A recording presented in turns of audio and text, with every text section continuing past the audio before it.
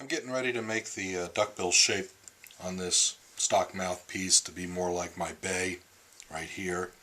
As I mentioned in my part 1 video, I put a reference dot that's like 33 millimeters from the tip on both of these, just as a rough idea of the difference, and then I can hold my calipers at about 90 degrees to the facing. It's not real precise, but it's a ballpark measurement. So on my bay I get 685, and on this stock plastic mouthpiece that I just refaced I get like 790. Sometimes I get 780. So my target is get to close to the 685. This is a belt sander, just a Harbor Freight, inexpensive, great tool to have. I think they're only like 50 bucks, so they're almost like disposable. The belts, you know, you got to get a collection of belts. This is a medium coarse belt. I don't remember what grit, but it's. I'm just going to start tearing into this, and I'll measure it, and then I'll show you how I do some fine adjustments.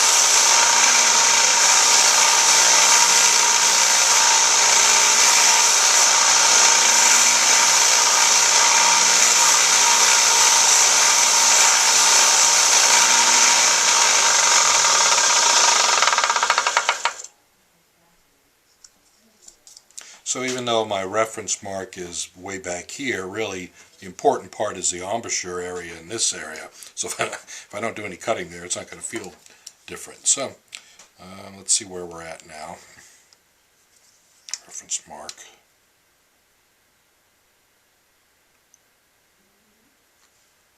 $7.51. Not much difference. Visually I can eyeball it and see there's not much difference.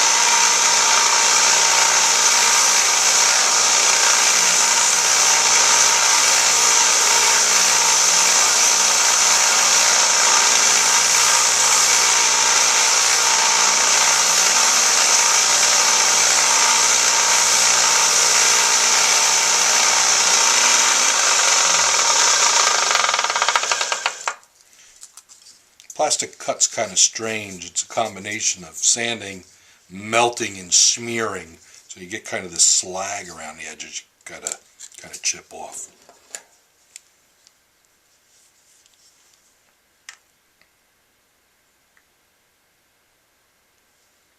$7.25.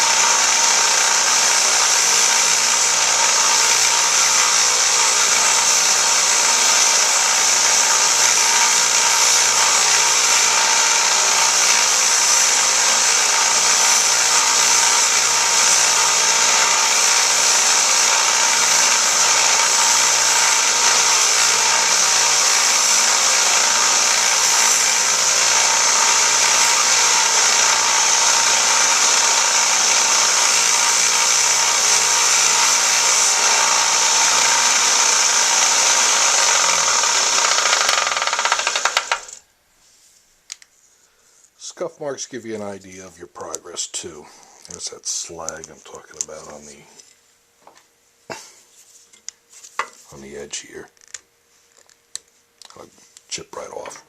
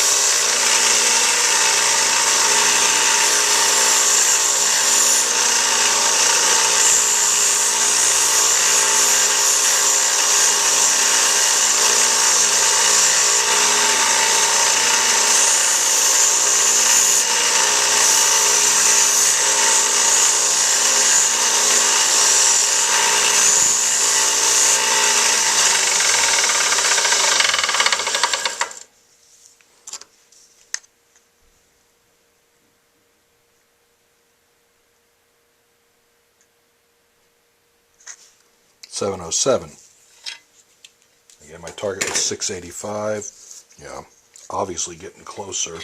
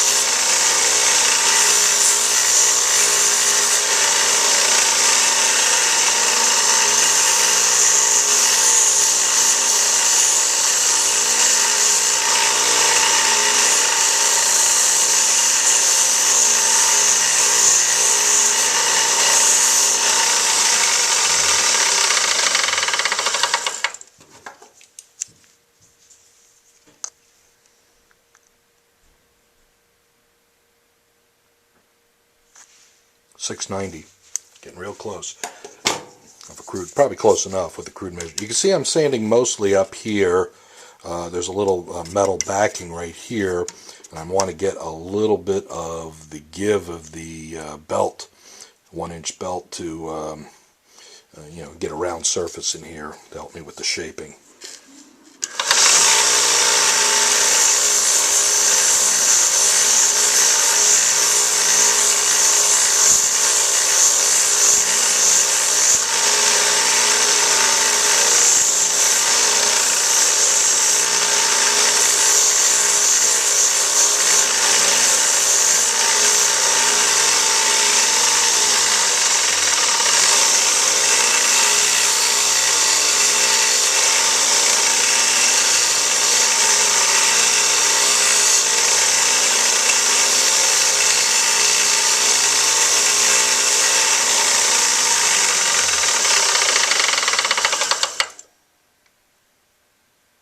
Looks like, it's difficult to measure, but it looks like there's more curve this way than I'm getting on this. So even though I've got a kind of the dimension here now, by eye I could see I probably, for comfort, could take a little bit more off of the detail.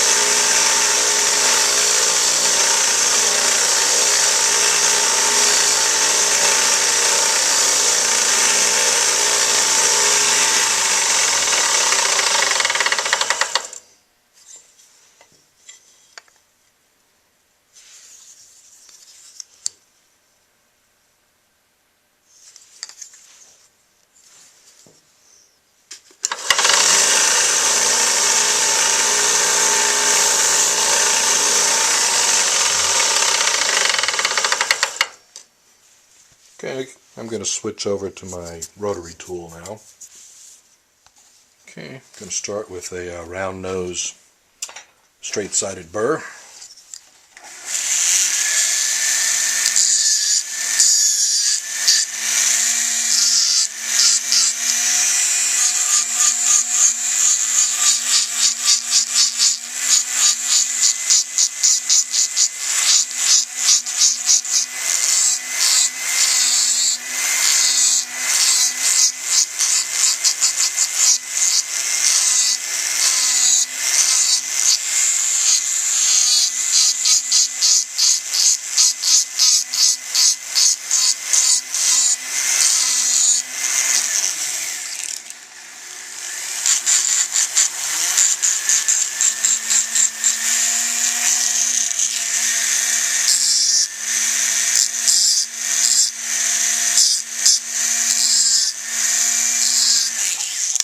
I have this system flexible shaft that's very thin. I got this through Micro Mark years ago, but they don't sell them anymore, so you're out of luck if you don't have one. It's operated to an old Weller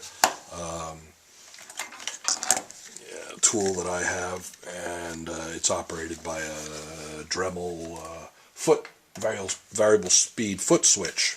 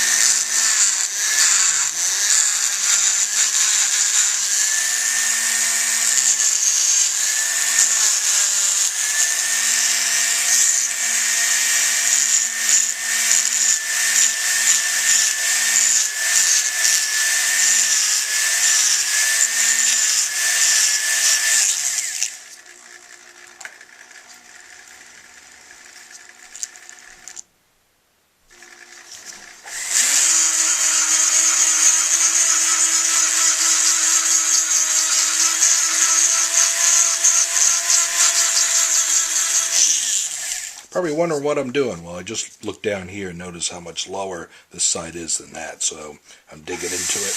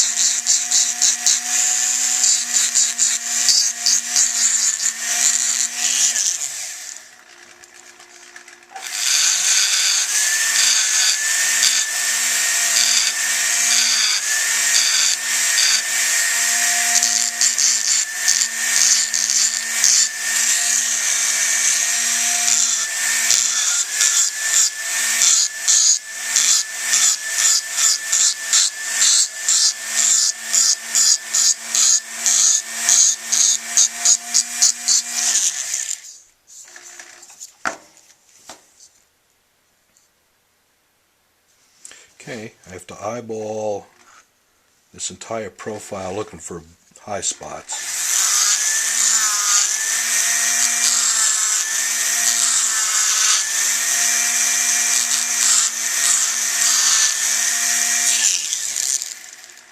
It's looking good, and then I look at the middle edge right down here, the profile, as well as the side, which is not an easy edge to see.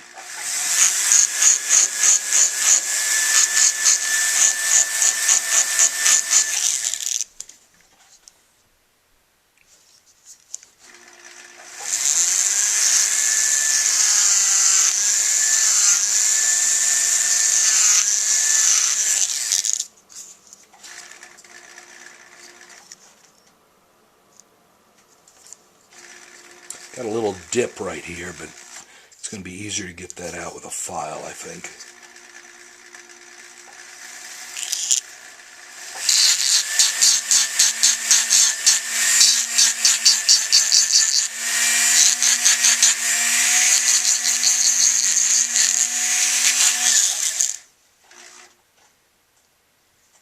Okay, let's head to the workbench. Okay, here we are back at my refacing workbench.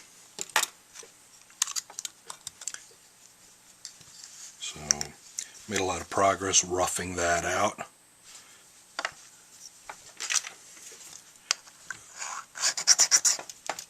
Start with a, large half-round file, 00.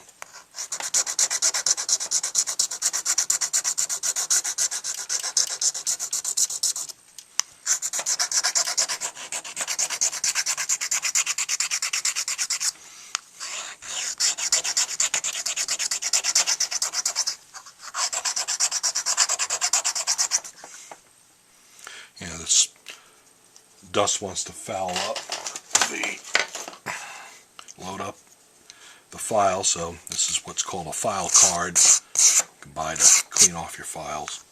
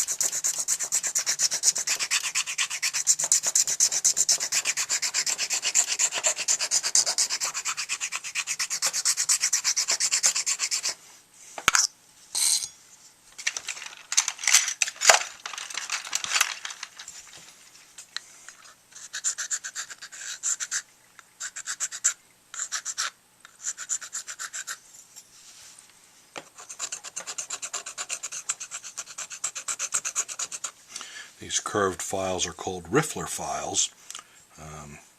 They don't come in quite as many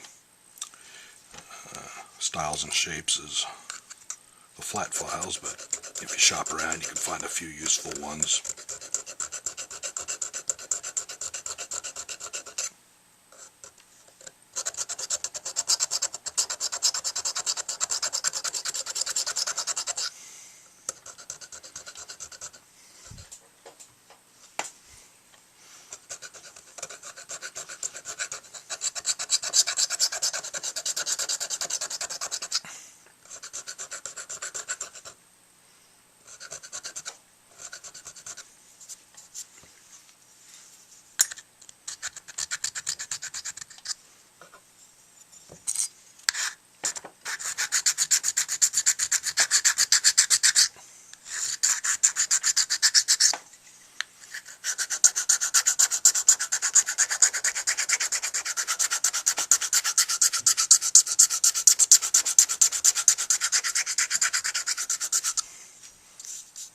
Still have a small low spot right there that's gradually going away.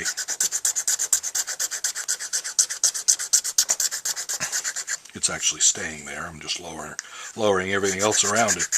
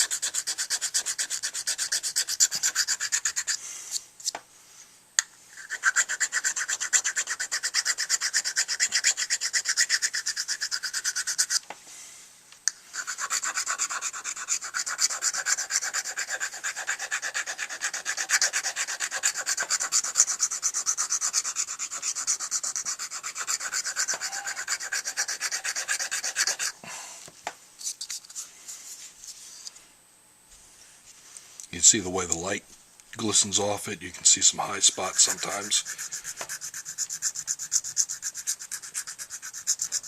And ridges and such.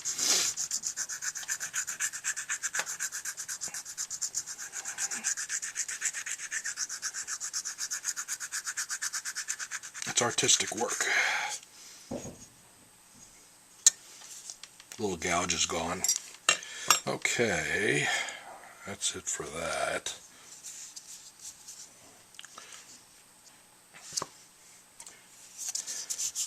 Need a new stick, I think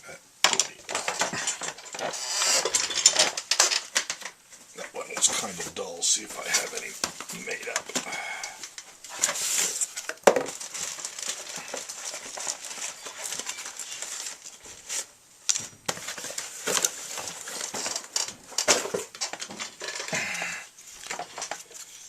Okay.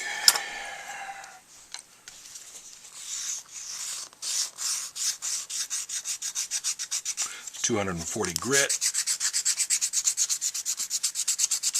Again, this does a good job of making it flat, though. If anything, I'm not sure how flat this is. It looks pretty flat.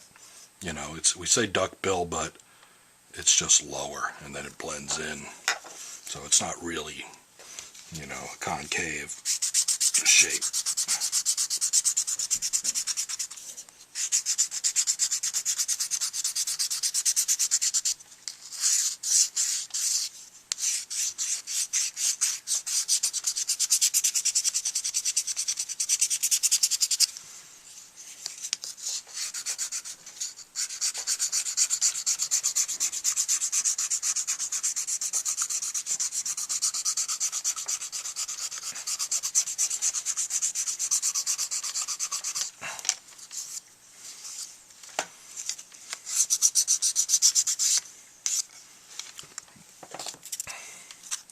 Little rolled up swatch of 220 grit sandpaper.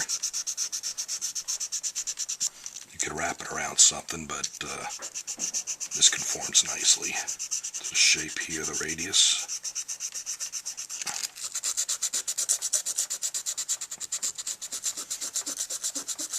So I'm still shaping. I'm getting out file marks, but it is still shaping a little bit.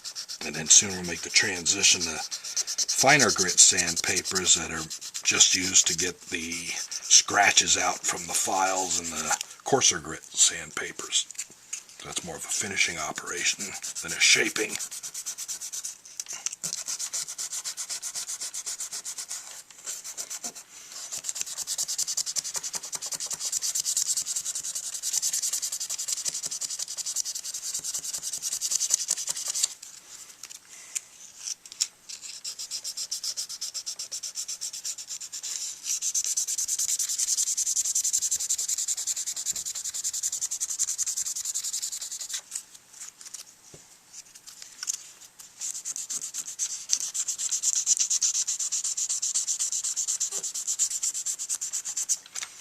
Can go on the edges a little, round them slightly, break them, as they say, a machinist would say, so not so sharp.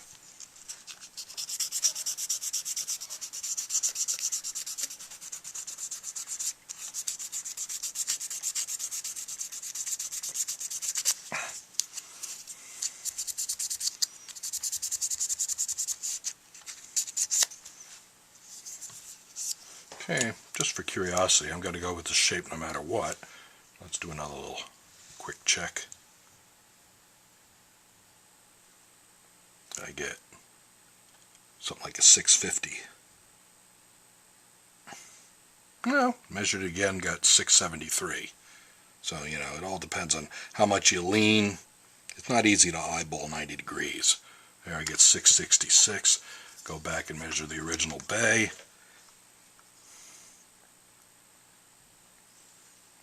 686. I'm pretty consistent on that one. 685 was my target. I'm in the ballpark of it. It's going to be a lot closer than it was. So now it's, you know, got a nice shape this way. My radius is probably, theirs is smoother. Mine kind of is more of a 90 degree, but your lips are back here, so it doesn't matter what goes on up there as long as it looks nice. You know, I just, since that's where my belt sander kind of notched that out, so I just blended it in.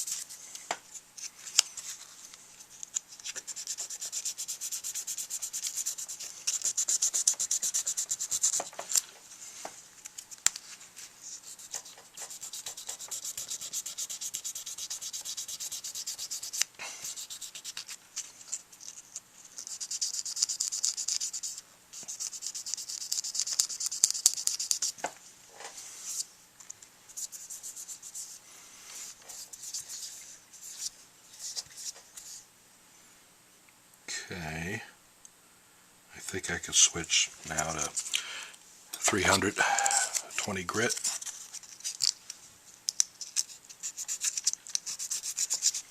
I'll work my way down to 420 or 400 and then 600.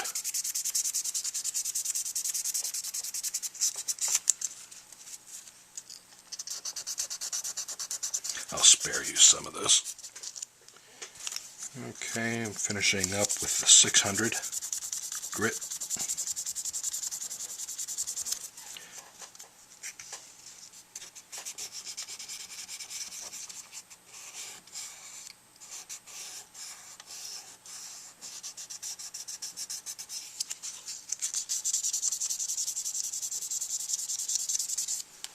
Next step, I go to steel wool.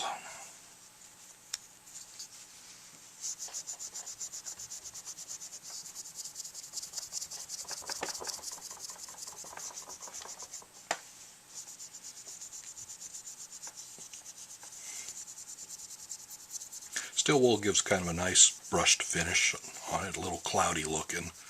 We tend to like these things shiny, but this is not unattractive. You could leave it with steel wool. I'm going to keep going a little further with a few other products.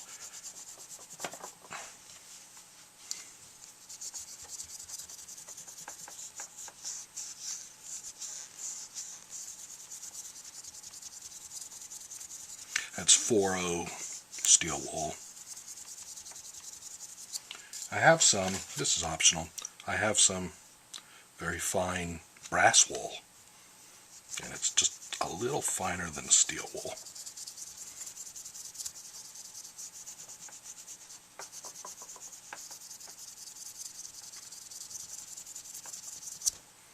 Okay, now the next product that I go to is a rubbing compound. A friend of mine gave me this, but it's similar to automotive rubbing compound when you repaint a fender in your car.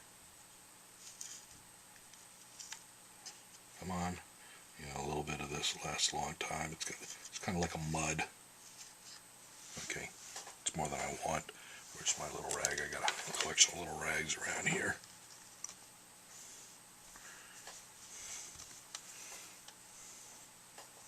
Smear a little bit on this. It's an abrasive paste. It's like it has fine, real fine sand in it.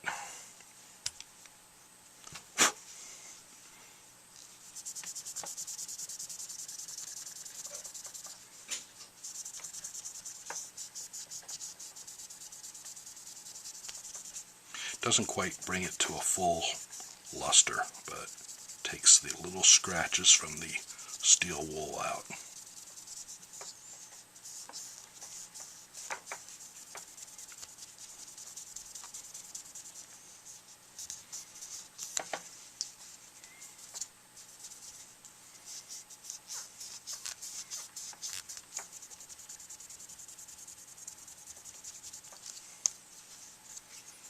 Okay, see, we're getting there. So at this point, I used to use this Flitz polish again, and it'll make it a little shinier yet. But lately I've been using a red rouge on a buffing wheel, so I'm going to go do that. And this is a variable speed. It says bench polishing machine. I like to run it pretty much on the lowest setting. It says 2,000 RPM. A little bit of red rouge. I have an old stick of yellow, but it's pretty much dried out, but I use that on the other wheel. This is more for polishing like stainless steel, so it's very fine. So red rouge on the buffing wheel, slow speed. That way it doesn't jerk the mouthpiece out of your hand.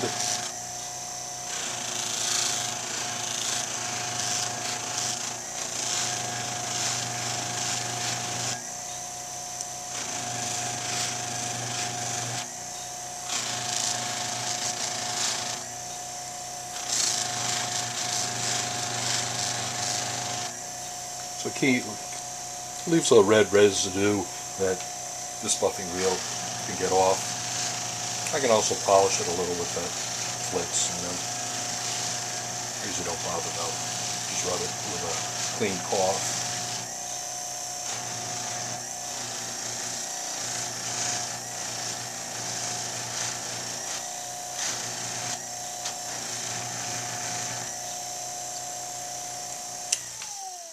Okay, it's got a little bit of,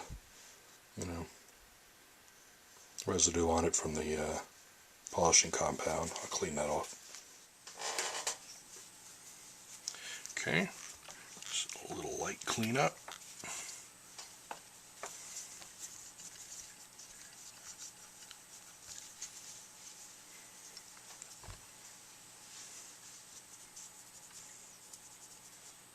Dang, that looks good, doesn't it? Here's my original bay. There's ready for testing. And I'm even going to reuse this, at least for now, this black patch. Get that on there, centered up.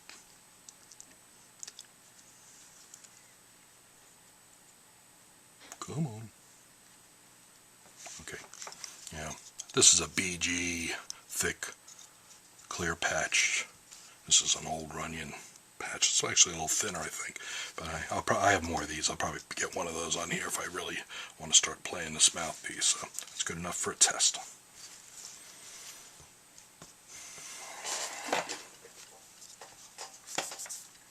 Some dust on this. Crud for me using it. Here's the bay.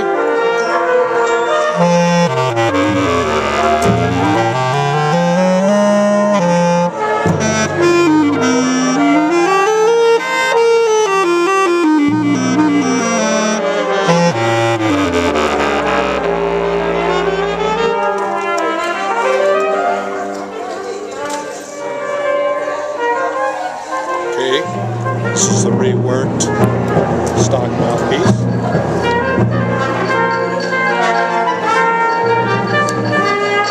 First time playing it.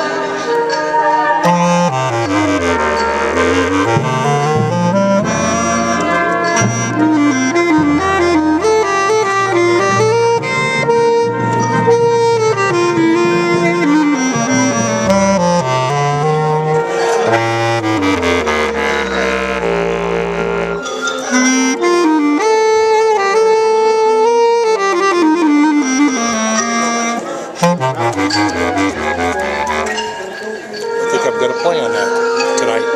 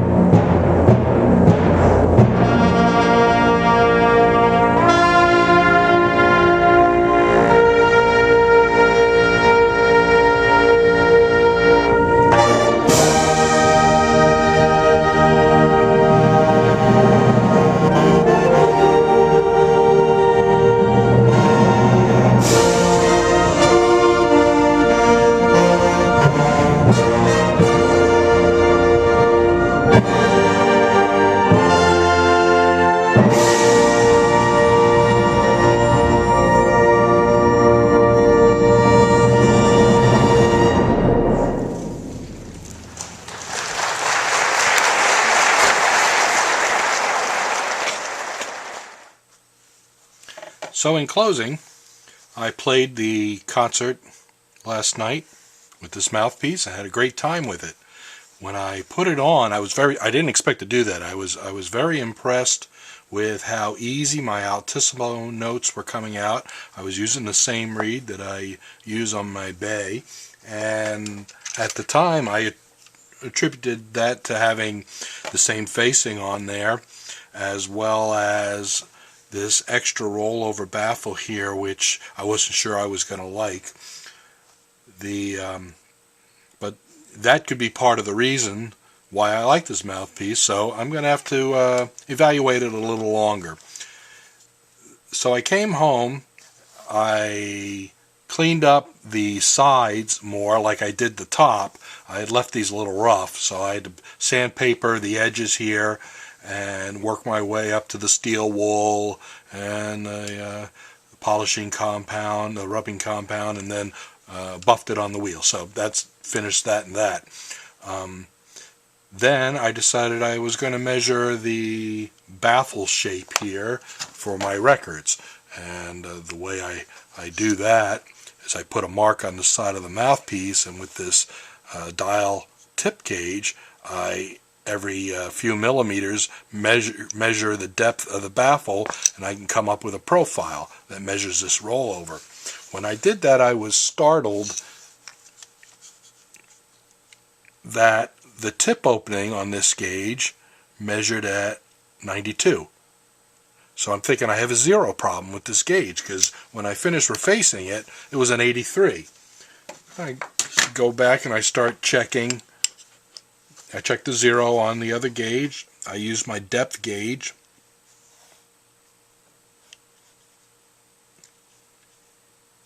On this gauge I get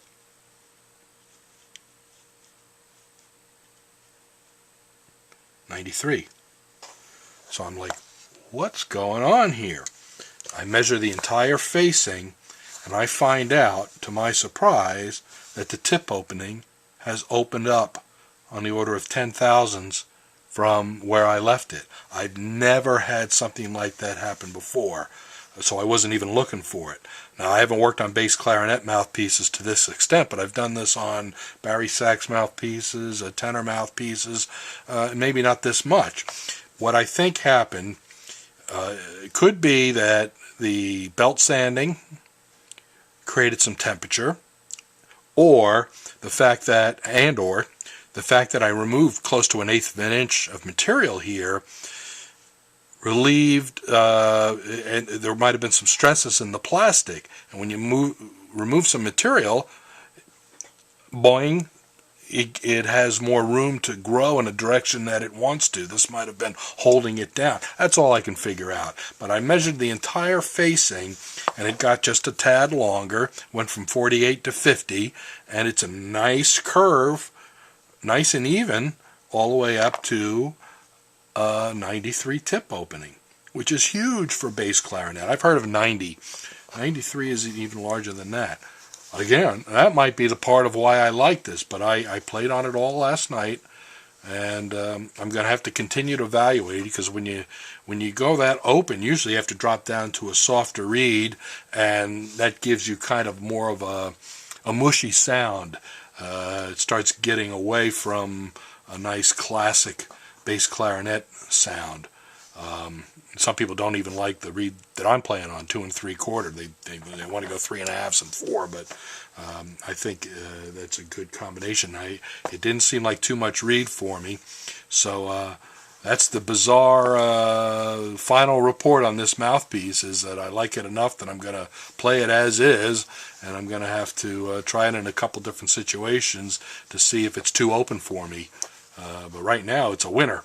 So it's just kind of a very strange way that I got there. So next time I would probably duckbill it first and then work on the facing.